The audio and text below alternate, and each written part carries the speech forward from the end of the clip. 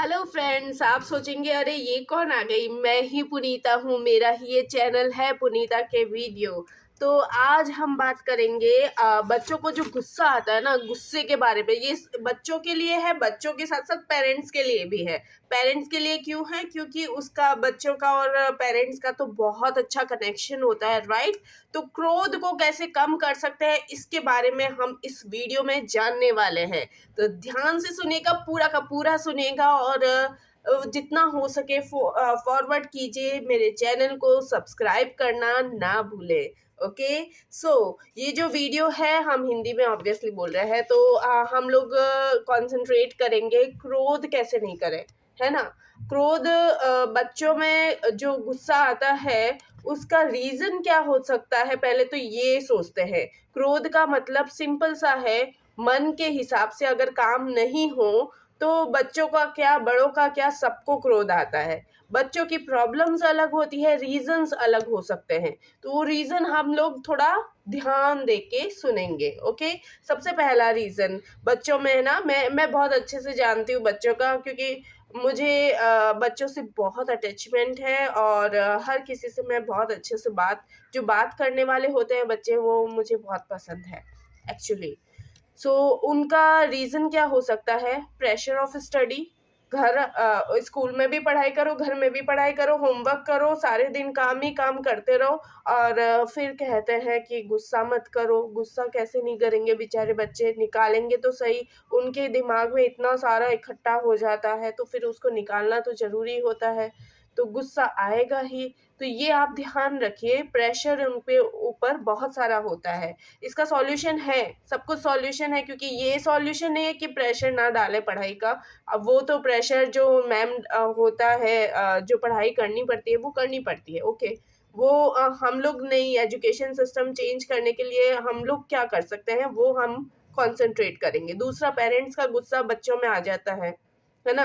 Parents भी कई बार गुस्सा कर लेते हैं, वो भी कई बार फ्रस्ट्रेट हो जाते हैं, सुबह शाम काम करके आते हैं और फिर घर पे बच्चों के सामने थोड़ा बहुत गुस्सा निकल जाता है और कोई बात अच्छी नहीं लगती है उनको, है ना। तो उनको गुस्सा आ जाता। पीयर प्रेशर, उन्होंने फलाना के बच्चे ने इतना कुछ ले लिया, गेम्स ले लिए, शूज़ नए ले लिए, ड्रेस नए ले लिए, कोट नए ले लिए हैं, तो उनको गुस्सा आ जाता है। पीयर प्रेशर होता है कि देखो देखो, हमारे सबके पास तो फ़ोन है, आपके पास तो फ़ोन भी नहीं है, आपकी मम्मी तो गेम नहीं खेलने देती है फ़ोन पे, और बहुत सारी प्रॉब्लम्स आती है। तो पीयर प्रेशर की वजह से बीमार होते हैं कभी-कभी बच्चे। कभी-कभी ना बाहर से बीमार नहीं दिखेंगे बच्चे, पर अंदर से बीमार होते हैं, इसलिए उनको गुस्सा आ सकता है। घर में कभी-कभी लड़ाई हो जाती है, लड़ाई झगड़े हर घर में होते रहते हैं, तो उनका असर बच्चों पे डायरेक्ट पड़ता है। क्योंकि बच्चे जो कहते हैं वो नहीं सीखेंगे, पर जो दिखता है ना वो ऑब्ज़र्व करके जल्दी से सीख लेंगे। तो उसकी वजह से कोई तंग करता है, बुलिंग कर देता है, कोई स्कूल में चिमटी मार देता है, कोई परेशान करता है, कोई लात मार देता है, कोई गिरा देता है, कोई पुश कर देता है, तो उसकी वजह से गुस्सा आना तो स्वाभाविक है भाई। आत्मा है, अपनी आत्मा को कभी भी गुस्सा आ जाता है, ऐसा कोई प्रॉब्लम वाली बात नहीं है जो आप फेस कर रहे हो। आप इकलौते नहीं हो, बहुत सारे लोग फेस कर रहे हैं।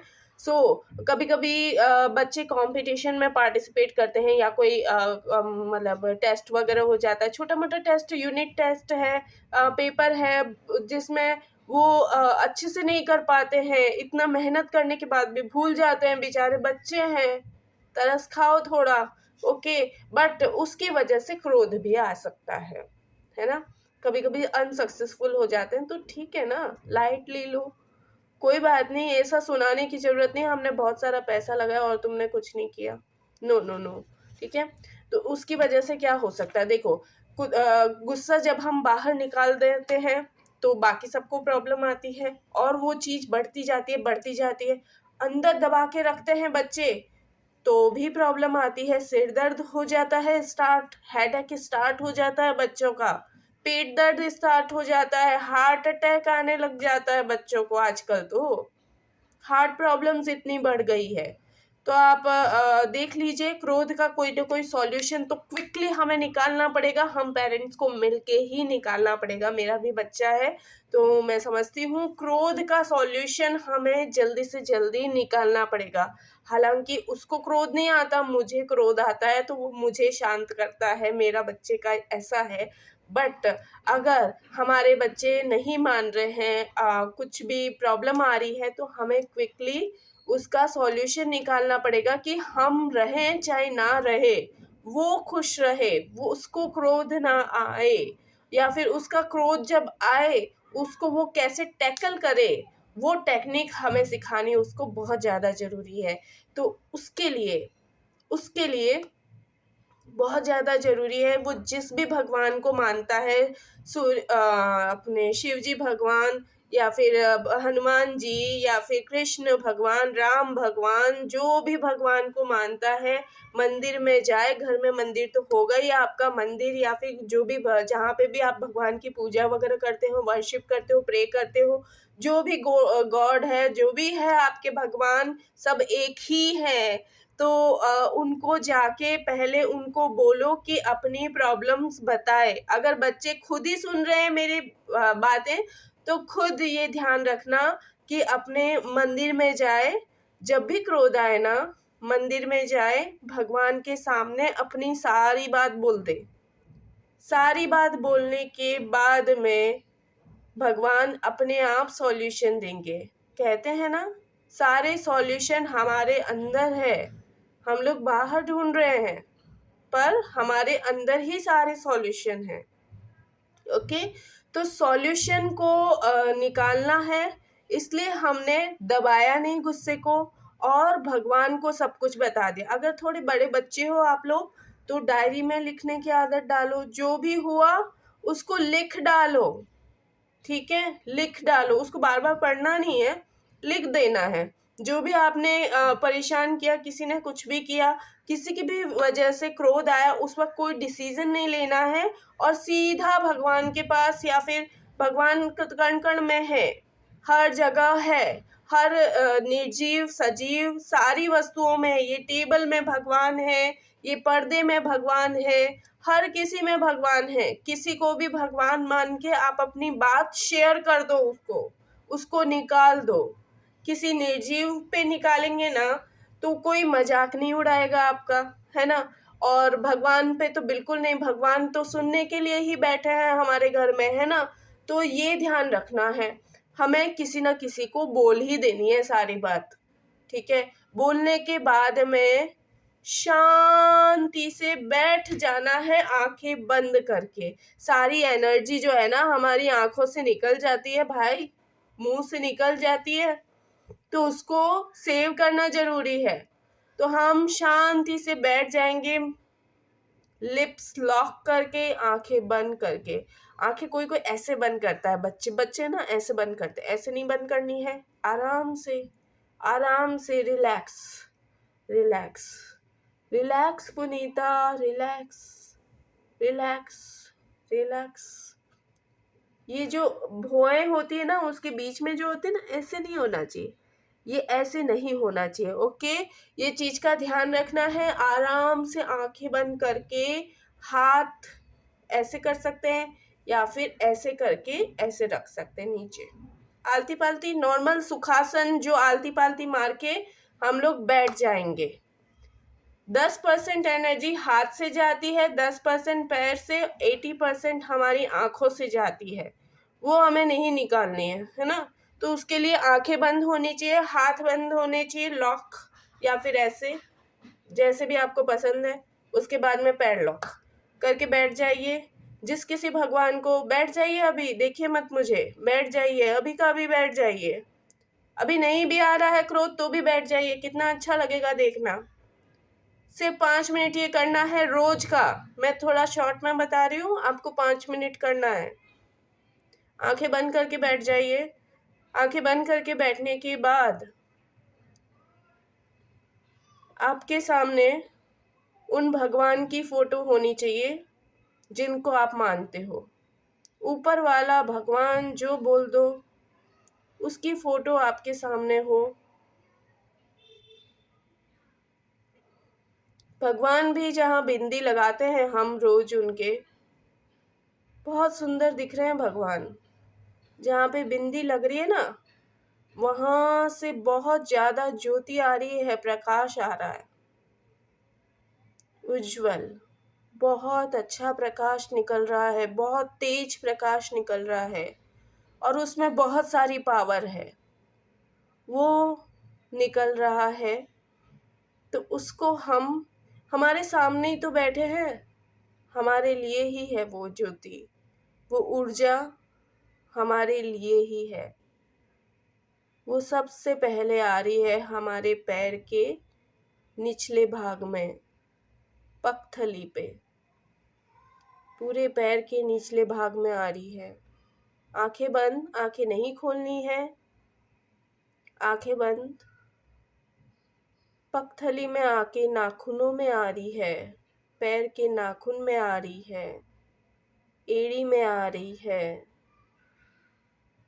अब पैर की तरफ बढ़ती जा रही है रोशनी, पैरों की तरफ चढ़ रही है। पूरे पैर शांत हो गए हैं, कोई हलचल नहीं। ऐसा लग रहा है पैर बहुत रिलैक्स है, कोई दर्द नहीं है वहाँ। बहुत अच्छे हो गए हैं, बहुत पावर आ गई है हमारे पैरों में। फिर वो रोशनी आ गई है घुटनों पे। आंखें बंद रखनी है, बंद आंखों से देखना है, वो रोशनी को फील करना है। रोशनी घुटनों पे आ गई है, घुटनों पे बहुत अच्छा फील हो रहा है, बहुत ताकत वाले हो गए हैं घुटने, बहुत एनर्जी आ गई है घुटनों में। घुटनों में जब एनर्जी आई है, बहुत अच्छे हो गए हैं घुटने, कोई दर्द नहीं है, कोई आपत्ति नहीं है, सब जगह अच्छा हो रहा है। घुटने बहुत अच्छे हो रहे हैं, बहुत ताकतवर हो रहे हैं, कभी गिर भी जाए तो भी ना टूटे, इतने ज़्यादा स्ट्रॉन्ग हो गए हैं। आंखें बंद रखनी है, आंखें बंद ही रखनी है। उसके बाद में घुटनों के बाद ऊपर चढ़ रही है रोशनी जांघ की तरफ। बहुत इम्पोर्टेंट पार्ट है, सारे ही बहुत इम्पोर्टेंट अंग है हमारे शरीर के। जांघ की तरफ बढ़ रही है रोशनी, सारी तकलीफ़ें दूर हो रही है हमारी और शांत हो रहे हैं घुटने भी, पैर भी, सब कुछ शांत हो रहे हैं। उसके बाद में प्राइवेट पार्ट में भी वो रोशनी जा रही है, नाभि के निचले हिस्से में रोशनी जा रही है। आंखें बंद रखना, बंद आँखों से बहुत अच्छी रोशनी आएगी, बहुत अच्छी ऊर्जा फैलेगी शरीर में। उसके बाद में पेट पे, पेट हमारा बहुत इम्पोर्टेंट है, सारा खाना उधर ही जाके डाइजेशन होता है, कितनी सारी मशीनें चल रही है, वहाँ पे रोशनी आ रही है भगवान की। भगवान की रोशनी हमारे पेट पे पड़ रही है, हिप्स पे पड़ रही है, पीछे के हिस्से में। आंखें बंद रखनी है। कमर पे पड़ रही है, कमर की रीढ़ की हड्डी के नीचे वाले हिस्से में, सब जगह रोशनी हो रही है। पेट के पिछले हिस्से में रोशनी आ रही है, चेस्ट पे रोशनी आ रही है, कमर पे रोशनी आ रही है। आंखें बंद कर लीजिए अब। बंद आंखों से बहुत कुछ दिख सकता है। हाथों में रोशनी आ रही है, पूरे हाथ जगमगा उठे हैं, चमक रहे हैं। कोई दर्द भी होगा वो भी निकल जाएगा। हथेली में रोशनी आ रही है, नाखूनों पे रोशनी आ रही है। इमेजिन करिए, फील करिए, आंखें बंद रख के। हाथ भी चमक उठे हैं, अंगुलियां बहुत सुंदर हो गई है, बहुत अच्छी लग रही है अंगुलियां।